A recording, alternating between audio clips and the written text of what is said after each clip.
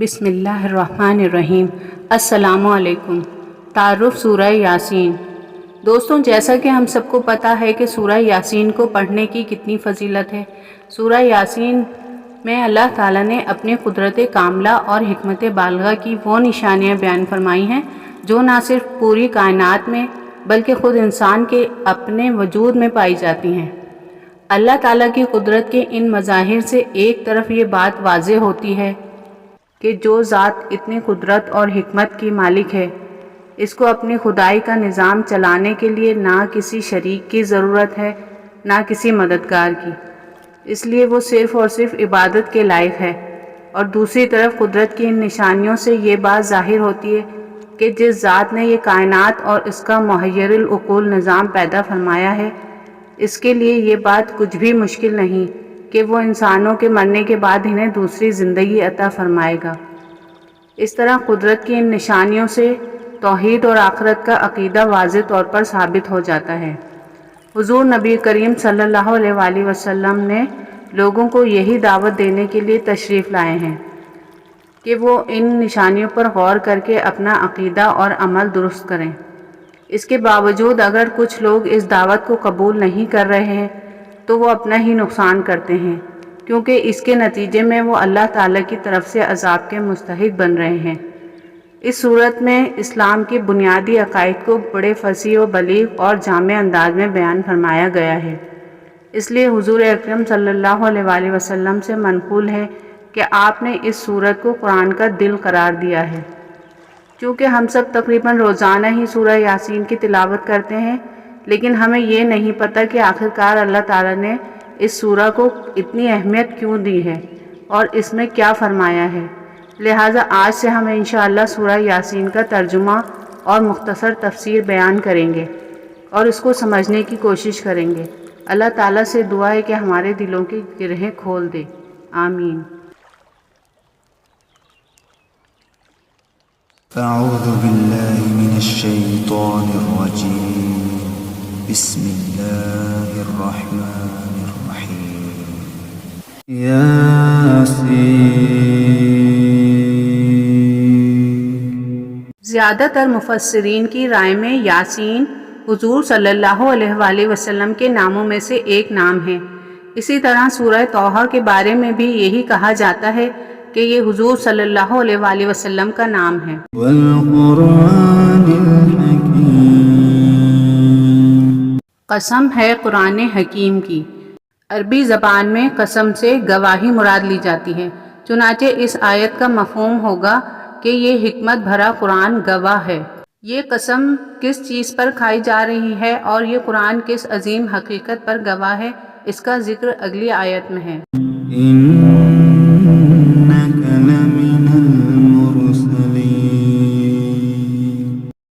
یعنی کہ اے محمد صلی اللہ علیہ وآلہ وسلم، یقیناً آپ رسولوں میں سے ہیں۔ گویا حضور صلی اللہ علیہ وآلہ وسلم کی رسالت کا سب سے بڑا مصدق یعنی تصدیق کرنے والا اور سب سے بڑا ثبوت قرآن حکیم ہے، اور قرآن حکیم ہی آپ کا سب سے بڑا معجزہ بھی ہے۔ على صراط مستقيم۔ سیدھے راستے پر ہیں۔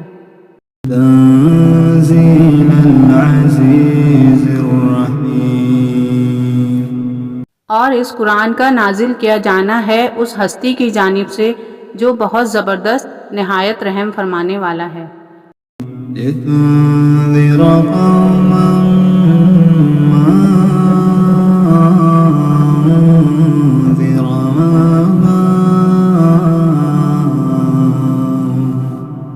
أنذر آباءهم فهم غافلون۔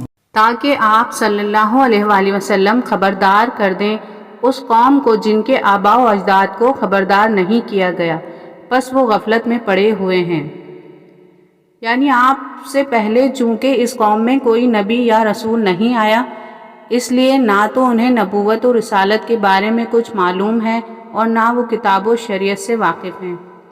یہاں پر فہم غافلون کے الفاظ میں رعایت کا انداز بھی پایا جاتا ہے، یعنی چونکہ اس قوم میں اس سے پہلے نہ تو کوئی پیغمبر آیا ہے اور نہ ہی کوئی الہامی کتاب ان لوگوں تک پہنچی ہے، اس لیے ان کا غافل ہونا بالکل قرین قیاس تھا۔ لیکن اب جب کہ ان میں پیغمبر بھی مبعوث ہو چکا ہے اور ایک حکمت بری کتاب کی آیات بھی ان تک پہنچ چکی ہیں، تو اس کے بعد ان کی گمراہی کا کوئی جواز نہیں۔ لیکن یہ لوگ ہیں کہ اب بھی گمراہی سے ہی چمٹے ہوئے ہیں، اور چونکہ انہوں نے ہمارے رسول صلی اللہ علیہ وسلم کی دعوت کو ٹھکرا دیا ہے، اس لیے لقد حق القول على أكثرهم فهم لا يؤمنون۔ ان کی اکثریت پر ہمارا قول قانون عذاب سچ ثابت ہو چکا ہے، تو اب وہ ایمان نہیں لائیں گے۔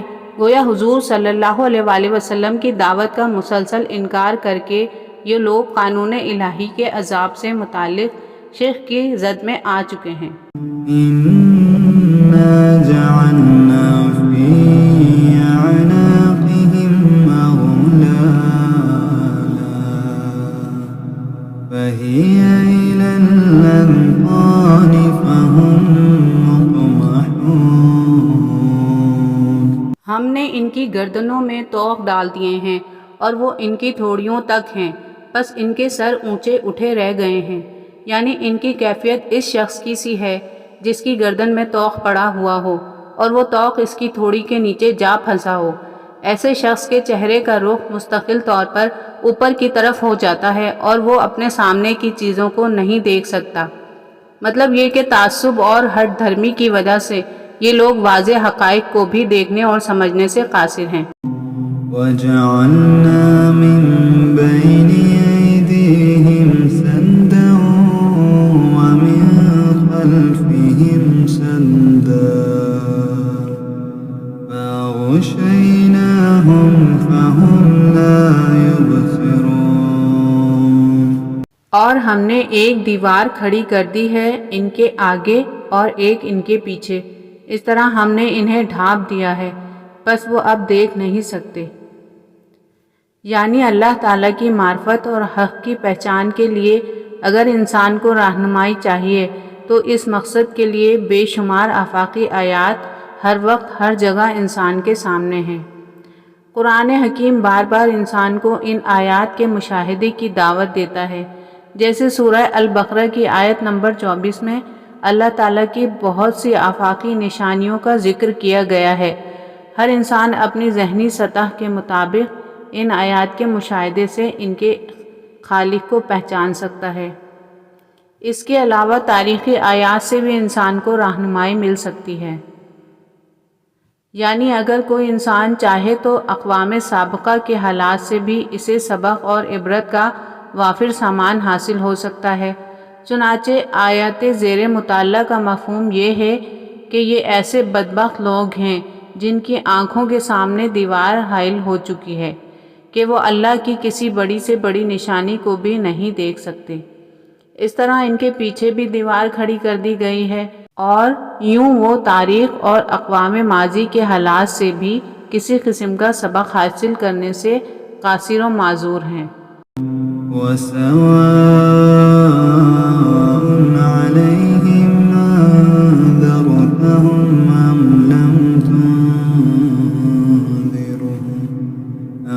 لَمْ تُنذِرْهُمْ لَا يُؤْمِنُونَ۔ اور اے نبی صلی اللہ علیہ وسلم ان کے حق میں برابر ہے، خواہ آپ انہیں خبردار کریں یا نہ کریں، یہ ایمان نہیں لائیں گے۔ سورہ یاسین کی آیات نمبر 1 سے 10 تک کا ترجمہ اور مختصر تفسیر بیان کی گئی۔ اگلی ویڈیو میں انشاءاللہ آیات نمبر 11 سے 30 تک کا ترجمہ اور تفسیر بیان کی جائے گی۔ آپ سے گزارش ہے کہ آئندہ آنے والی ویڈیو بھی دیکھیں اور آگے شیئر کر کے صدقہ جاریہ کا حصہ بنیں۔ شکریہ۔